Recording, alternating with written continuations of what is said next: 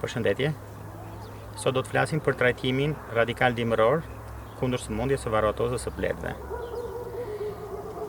Dihet që varroatoza e bletëve është sëmundja numër 1 që shkatëron sot dhe dëmton më tepër bletarinë botërore. Kjo sëmundje është prezente gjatë gjithë vitit në bletari, por menaxhimi kryesor i saj duhet kryer para mbylljes për dimërim të bletëve, sepse ky është edhe momenti më decisiv, për faktin e thjesht nga që në këtë periudhë gjendet edhe me pjellje 0 bleta, kështu që vetë paraziti varroas është i ekspozuar jashtë në bletë dhe është më e mundshme që ta luftojmë me një shkallë efikasiteti 98%. Atëherë, për të përgatitur solucionin e acidit oksalik për trajtimin dimëror, mjetet e nevojshme janë: duhet 100 gram acid oksalik dihidrat, duhet ujë i distiluar 1 litër dhe 1 kg sheqer.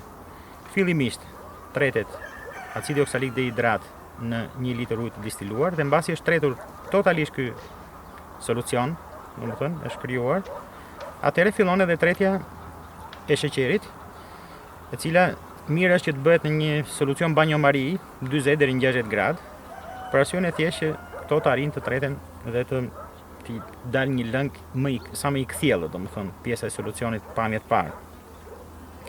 Pastaj administrimin, gjithsecili mund ta bëjë me mjetet siç e mendon. Mund ta bëjë nëpërmjet shiringave normale, duke hedhur 3.5 cc solucion acidi oksalik dimëror në hapësirën midis 2 kornizave të mbushur me bletë. Përdoret për zgjojin Langstroth, që është zgjoj që përdoret në territorin shqiptar dhe standardi ynë. Nuk duhen përdorur doza më të larta se 3.5 cc. Mbasi mbi këto doza, acidi oksalik shndrohet në material toksik për vetë bletët.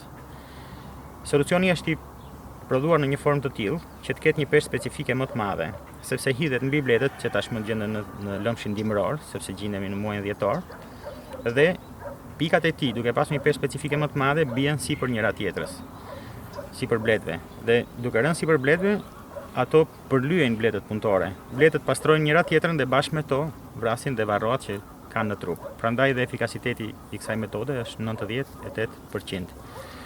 Siç tham, hidhet 3.5 cc aksid oksalik dihidrat nga solucioni që përgatitem me recepturën e para cituar.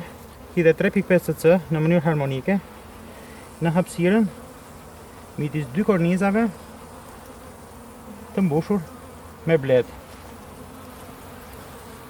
Ky trajtim kryhet në këtë periudhë të dimrit, mjafton që temperaturat e ambientit jashtëm të jenë mbi 0 gradë. Dhe mirë është që mos jemi në periudhë me shira dhe me lagështirë.